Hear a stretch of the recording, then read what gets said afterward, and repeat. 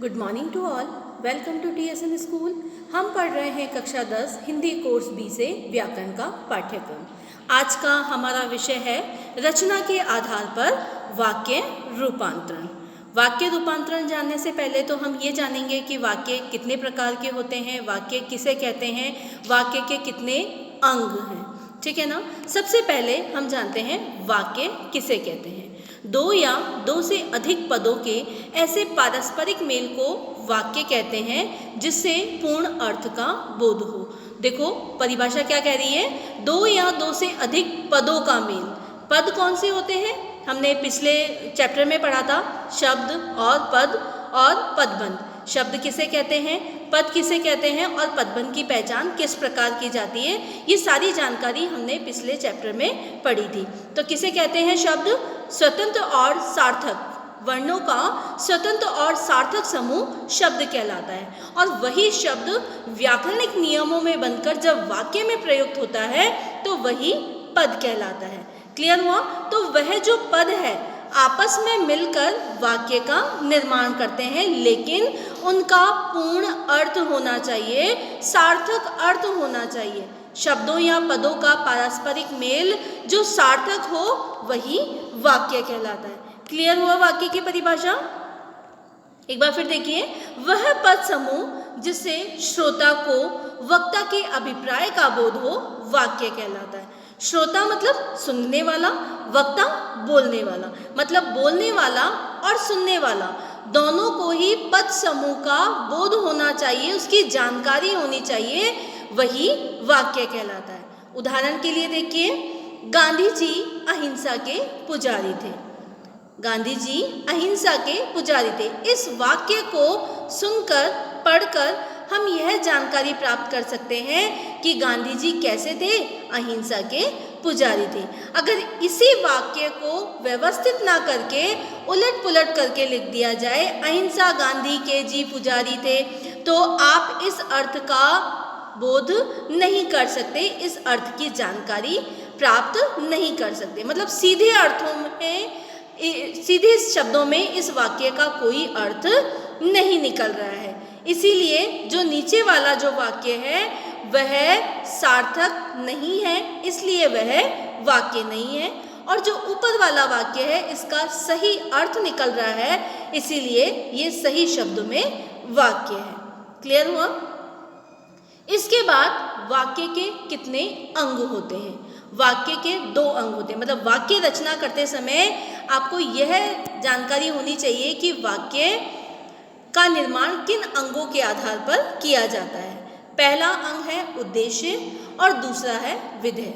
उद्देश्य किसे कहते हैं, जिसके बारे में बात की जाए उसे उद्देश्य कहते हैं। विधेय क्या है, जो बात की जाए उसे विधेय कहते हैं। उदाहरण के लिए ताजमहल आगरा में है। इस वाक्य में ताजमहल उद्देश्य है क्योंकि ताजमहल के बारे में बात की जा रही है, और ताजमहल कहाँ पर है, आगरा में है, तो ये उसका विधेय हो गया। मतलब ताजमहल की जानकारी मिल रही है कि ताजमहल कहाँ पर है।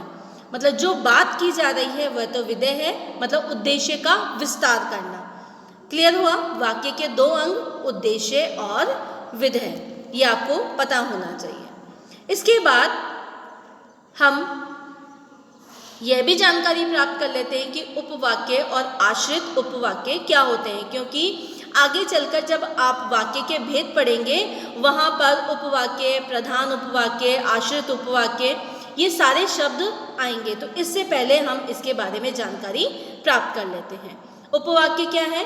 उपवाक्य वाक्य के वे अंश हैं जिनका अपना उद्देश्य और विधेय होता है। उपवाक्य मतलब वाक्य का ही एक छोटा सा अंश है जिसका अपना खुद का उद्देश्य और खुद का विधेय होता है। और आश्रित उपवाक्य कौन से होते हैं। आश्रित उपवाक्य प्रधान उपवाक्य पर आश्रित होते हैं। ये वाक्य क्योंकि, कि, यदि, जो आदि से आरंभ होते हैं। मतलब इन वाक्यों का प्रारंभ अगर किया जाए तो कि, यदि, जो आदि, ये सब किस में आएंगे, मिश्रित वाक्य के अंतर्गत आएंगे।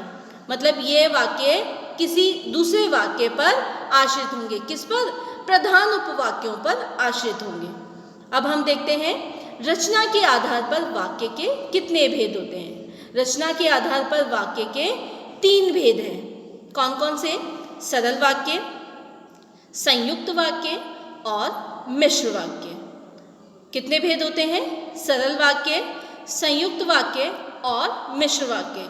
आपके जो एग्जाम में जो क्वेश्चंस आएंगे वो इन्हीं पर आधारित हैं कि सरल वाक्य को संयुक्त वाक्य में रूपांतरित कीजिए, संयुक्त को सरल में कीजिए, सरल को मिश्र में कीजिए, मिश्र को सरल में कीजिए, संयुक्त को मिश्र में करना है। यही आपके सिलेबस का मुख्य पार्ट है। ठीक है, तो सबसे पहले हम जानते हैं सरल वाक्य किसे कहते हैं। सरल वाक्य को साधारण वाक्य भी कहते हैं। सरल वाक्य में एक विधेय होता है, मुख्य क्रिया भी एक ही होती है। सरल वाक्य में कर्ता एक से अधिक हो सकते हैं। सरल वाक्य छोटे भी हो सकते हैं और लंबे भी, लेकिन आपको ये ध्यान रखना है कि इसमें मुख्य जो क्रिया है वो एक ही होती है। कर्ता एक से अधिक हो सकते हैं, लेकिन जो मुख्य क्रिया है वह कितनी होगी? एक ही होगी, यानी विधेय भी एक ही होगा। जो विस्तार है उद्देश्य का वह कितना होगा? एक ही होगा। हमें इससे गलतफहमी में नहीं रहना चाहिए कि सरल वाक्य हमेशा छोटे ही होंगे। हमें सिर्फ इस बात का ध्यान रखना है कि सरल वाक्य में मुख्य क्रिया केवल एक ही होगी। ये बात आपको अच्छे से ध्यान रखनी है कि सरल वाक्य में मुख्य क्रिया एक ही होती है। उदाहरण के लिए देखिए, राधा गाती है। यहाँ राधा उद्देश्य और कर्ता है और गाती है वाक्य का यह अंश राधा के बारे में बता रहा है कि राधा क्या करती है? गाती है, अर्थात यह क्रिया है और क्रिया एक ही है, अतः यह सरल वाक्य है। क्लियर हुआ? राधा यहाँ पर क्या है? उद्देश्य है और कर्ता है, और राधा के कार्य क्या काम करना है इसके बारे में बताया गया है कि राधा क्या काम करती है? राधा गाती है। ठीक है, दूसरा उदाहरण देखिए, नील और शौर्य पढ़ रहे हैं। क्या कर रहे हैं? नील और शौर्य पढ़ रहे हैं। इस वाक्य में कर्ता 2 हैं। कौन कौन से? नील और शौर्य। अब क्या बात हुई थी पहले कि सरल वाक्य में कर्ता तो 2 हो सकते हैं, उद्देश्य 2 हो सकते हैं, लेकिन जो मुख्य क्रिया है वह एक ही होनी चाहिए। तो नील और शौर्य की जो क्रिया है वो क्या है? पढ़ना, है ना? तो यह भी सरल वाक्य है। अब दूसरा वाक्य देखिए, तीसरा, रजत बीमार होने के कारण बाजार नहीं गया। वाक्य लंबा है, लेकिन इसमें भी एक ही क्रिया है और वही मुख्य क्रिया है, इसलिए यह भी सरल वाक्य है। क्लियर हुआ? इसके बाद देखिए, पिताजी ने रोते हुए बच्चे को चुप करवाकर उससे रोने का कारण पूछा। यह वाक्य भी लंबा है, लेकिन इसमें भी क्रिया एक ही है। क्या क्रिया है? कारण पूछना, चुप करवाकर कारण पूछना। ठीक है, तो जो पूछा मुख्य क्रिया है, इसीलिए यह भी सरल वाक्य है। क्लियर हुआ? सरल वाक्य में क्या होगा? कर्ता 2 हो सकते हैं, लेकिन मुख्य जो क्रिया है वह एक ही होगी। वाक्य भी लंबा हो सकता है, लेकिन क्रिया पर आपको पूरा फोकस करना है कि क्रिया अगर एक है तो वहाँ पर कौन सा वाक्य बनेगा? सरल वाक्य बनेगा। क्लियर हुआ? दूसरा देखिए, संयुक्त वाक्य। संयुक्त वाक्य में हम जब शब्द का वाक्यों का निर्माण करते हैं तो यहाँ पर 2 वाक्यों को जोड़कर संयुक्त वाक्य का निर्माण होता है। इसमें दो मुख्य क्रिया होती है, 2 ही कर्ता होते हैं और दोनों ही वाक्य अपने आप में स्वतंत्र होते हैं। तो इन दोनों वाक्यों को जोड़ने के लिए हम योजक शब्दों का प्रयोग करते हैं। ठीक है, उन योजक शब्द या उन समुच्चय बोधक शब्दों को जोड़ने के लिए हम सबसे पहले समुच्चय बोधक के बारे में जानेंगे। जो अवयव अर्थात अविकारी शब्द 2 शब्दों, 2 वाक्यांशों अथवा 2 वाक्यों को जोड़ने का कार्य करते हैं, उन्हें समुच्चय बोधक कहते हैं। क्योंकि समुच्चय बोधक शब्दों, वाक्यांशों और वाक्यों को जोड़ने का काम करते हैं, इसलिए इन्हें योजक शब्द भी कहा जाता है। क्यों? क्योंकि संयुक्त वाक्य में उन्हीं शब्दों को जोड़कर ही हम नया वाक्य बनाते हैं। ठीक है, सरल वाक्य को भी हम संयुक्त वाक्य में बनाएंगे तो उसमें हम 2 क्रियाएं बनाएंगे और 2 ही कर्ता बनाकर उसमें योजक शब्द का प्रयोग करते हुए नए वाक्य का निर्माण करेंगे। ठीक है ना? तो समुच्चय बोधक शब्द जो हैं वो कितने प्रकार के होते हैं? 2 प्रकार के, समानाधिकरण समुच्चय बोधक और व्याधिकरण समुच्चय बोधक।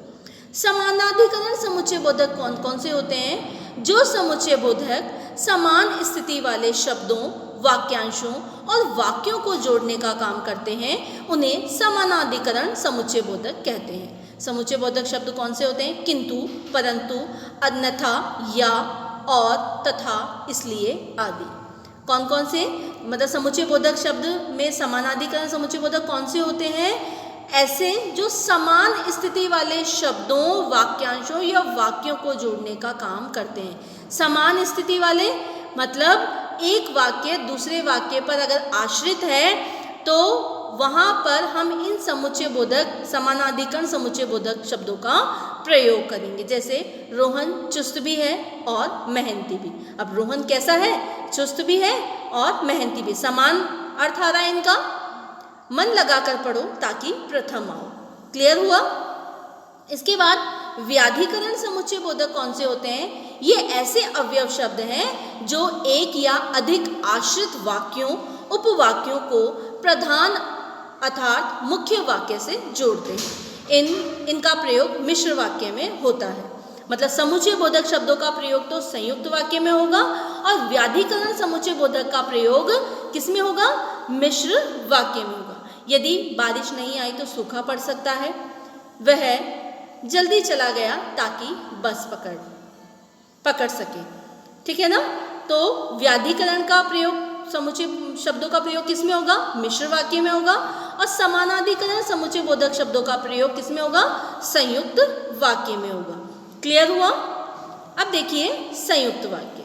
संयुक्त वाक्य किसे कहते हैं? संयुक्त वाक्य में 2 या 2 से अधिक सरल वाक्य किसी समानाधिकरण समुच्चय बोधक अर्थात योजक से जुड़ते हैं, उन्हें संयुक्त वाक्य कहते हैं। दोनों ही सरल वाक्य एक दूसरे के पूरक होते हुए भी एक दूसरे पर आश्रित नहीं होते। क्यों? क्योंकि वे अपने आप में स्वतंत्र होते हैं। अगर इन योजक शब्दों को हटाकर हम वापस इन वाक्यों को देखें तो इनका अपना अपना स्वतंत्र अर्थ होता है। क्लियर हुआ? दोनों वाक्य एक दूसरे के सहयोगी वाक्य होते हैं। दोनों वाक्य ही प्रधान होते हैं। अगर दोनों वाक्यों के बीच में से योजक शब्द हटा दिया जाए तो इनका अपना पूरा अर्थ होता है। जैसे वर्षा हो रही है और मोर नाच रहा है। अब आप अगर इसमें से और शब्द का लोप कर दें तो क्या होगा? वर्षा हो रही है अपने आप में एक स्वतंत्र वाक्य है, मोर नाच रहा है अपने आप में एक स्वतंत्र वाक्य है। इसे और शब्द मतलब और योजक शब्द द्वारा जोड़कर इसे संयुक्त वाक्य में रूपांतरित किया गया है। वह स्कूल गई किंतु उसने पढ़ाई नहीं की। ठीक है, दोनों एक दूसरे के सहयोगी हैं। उसने पढ़ाई नहीं की लेकिन वह स्कूल तो गई थी। स्कूल गई किंतु उसने पढ़ाई नहीं की। एक दूसरे पर के सहयोगी हैं लेकिन दोनों ही वाक्य अपने आप में प्रधान हैं। रजत बीमार था इसलिए वह स्कूल नहीं गया। क्लियर हुआ आपको संयुक्त वाक्य? आपको संयुक्त वाक्य की पहचान के लिए ये ध्यान रखना है कि इनमें योजक शब्दों का प्रयोग होगा। और, किंतु, इसलिए, परंतु, बल्कि। क्लियर हुआ? या इन सारे शब्दों का प्रयोग करते हुए हम संयुक्त वाक्य की पहचान कर सकते हैं। संयुक्त वाक्य में कभी कभी योजक शब्द का लोप भी हो जाता है।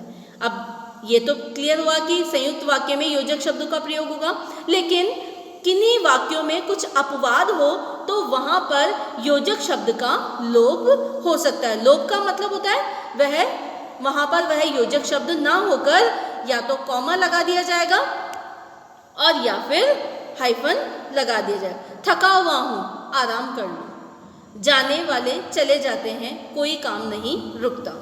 अब यहाँ पर दोनों ही वाक्य में कॉमा लगा है, ठीक है, और योजक शब्द का लोप हो गया, लेकिन फिर भी यह अपने आप में दोनों ही वाक्य प्रधान हैं, दोनों ही वाक्य स्वतंत्र हैं, इसीलिए यहाँ पर यह संयुक्त वाक्य के अंतर्गत आ रहा है।